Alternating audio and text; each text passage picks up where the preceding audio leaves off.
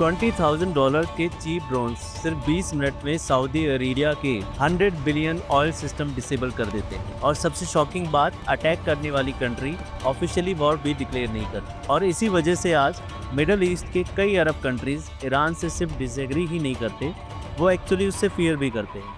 लोग अक्सर बोलते हैं ईरान वर्सेस अरब कंट्रीज सिर्फ सुन्नी वर्सेस शिया कॉन्फ्लिक्ट है। कुछ लोग कहते हैं ये एशियन पर्शियन वर्सेस अरब राइवलरी है, लेकिन सच इससे बहुत ज़्यादा डेंजरस है। ये एक मॉडर्न पावर गेम है जहां चीप ड्रोन्स, प्रॉक्सी मिलिशिया और एक 2 माइल वाइड वाटर पासेज पूरी दुनिया की इकोनॉमी को चॉप कर सकता है। और जब आप पूरी स्टोरी समझोगे तो पता चलेगा क्यों ऑलमोस्ट हर अरब कंट्रीज ईरान को लेकर नर्वस रहता है।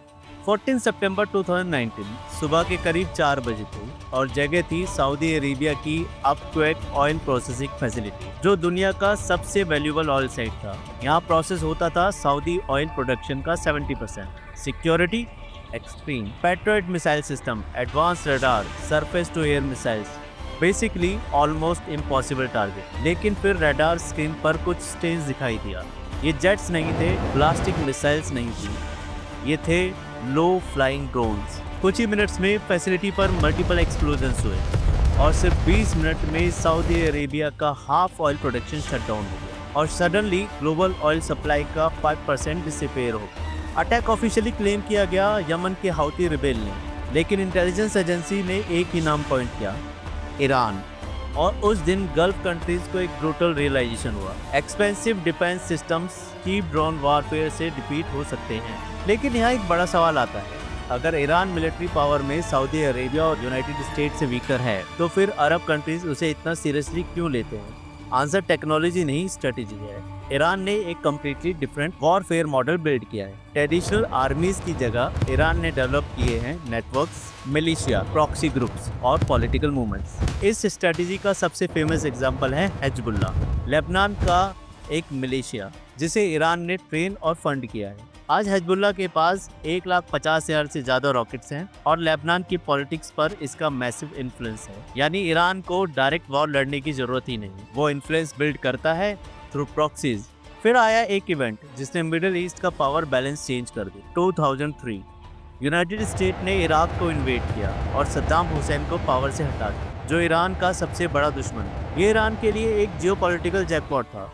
ईरान ने क्विकली इराक में मिलिशिया और पॉलिटिकल ग्रुप को सपोर्ट किया और ग्रेजुअली ईरान का इन्फ्लुएंस एक्सटेंड हो गया, इराक से सीरिया और सीरिया से लेबनान तक। एक्सपर्ट से कहते हैं द इरानियन लैंड ब्रिज, एक कॉरिडोर जिससे ईरान वेपन्स और फाइटर्स मूव कर सकता है मेडिटेरियन तक। और इसी मोमेंट पर गल्फ कंट्रीज को लगा ईरान रीजन को स्ट्रेटेजिकली सराउंड कर रहा है। फिर आया यमन वॉर सन 2014। हाउती रिबेल ने कैपिटल सन्ना सीज कर ली। सऊदी अरेबिया ने सोचा ये क्विक वॉर होगा, लेकिन वॉर ड्रैग हो गया और फिर हाउती ड्रोन्स और मिसाइल सऊदी सिटीज पर गिरने लगे। यहाँ एक शॉकिंग इकोनॉमिक रिवील हुई। एक पैट्रियट मिसाइल इंटरसेप्टर कॉस्ट करता है $3 to $4 मिलियन।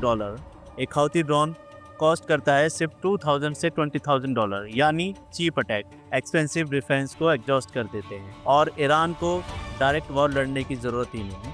लेकिन ईरान का सबसे पावरफुल वेपन आर्मी नहीं है, ज्योग्राफी है।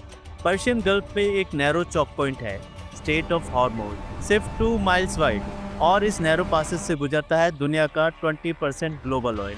अगर ईरान इस स्टेट को ब्लॉक कर दे तो ग्लोबल एनर्जी मार्केट शॉक में चला जाएगा और गल्फ कंट्रीज की इकोनॉमीज सीरियसली डैमेज हो सकती है। इसीलिए यूनाइटेड स्टेट का 5th फ्लीट यहाँ परमानेंटली स्टेशन रहता है। और अब आते हैं सबसे डेंजरस इशू पर, ईरान का न्यूक्लियर प्रोग्राम। ईरान कहता है ये पीसफुल एनर्जी प्रोग्राम है, लेकिन इंटेलिजेंस एजेंसीज कहती हैं ईरान यूरेनियम को 60% एनरिचमेंट तक ले गया है। ये न्यूक्लियर एनर्जी लेवल नहीं, ये ऑलमोस्ट वेपन ग्रेड मटेरियल है। अगर ईरानियन न्यूक्लियर वेपन बना लेते हैं तो मिडिल ईस्ट का बैलेंस परमानेंटली चेंज हो जाएगा। सऊदी अरेबिया ऑलरेडी ये कह चुका है अगर ईरान न्यूक्लियर वेपन बनाता है तो सऊदी अरेबिया भी बनाएगा और फिर मिडिल ईस्ट बन सकता है न्यूक्लियर आर्म रेस जोन। अब सिचुएशन ये है, सऊदी अरेबिया और ईरान ने 2023 में डिप्लोमेटिक रिलेशन रिस्टोर किए, लेकिन एक्सपर्ट्स कहते हैं ये पीस नहीं, पॉज है, क्योंकि जब तक पावर एम्बिशन, प्रॉक्सी वॉर्स और एनर्जी चॉक पॉइंट्स एग्जिस्ट करते हैं तब तक ये राइवलरी खत्म नहीं होगी। और कभी कभी हिस्ट्री को इग्नाइट करने के लिए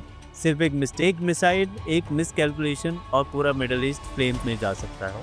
अब एक इंटरेस्टिंग क्वेश्चन, अगर फ्यूचर में मिडल ईस्ट में नेक्स्ट मेजर कॉन्फ्लिक्ट होता है तो आपको क्या लगता है? Iran versus Saudi Arabia direct war possible है? कमेंट में लिखो मिडल ईस्ट कोल्ड वॉर। और अगर आपको जियोपॉलिटिक्स, वर्ल्ड ज्योग्राफी और हिडन पावर गेम समझना पसंद है तो सब्सक्राइब करो माइंडफ्लेक्स एकेडमी, क्योंकि यहाँ मैप्स और रियल स्टोरीज के थ्रू हम वर्ल्ड पॉलिटिक्स को डिकोड करते हैं। मिलते हैं नेक्स्ट वीडियो में, तब तक कीप लर्निंग, कीप एक्सप्लोरिंग।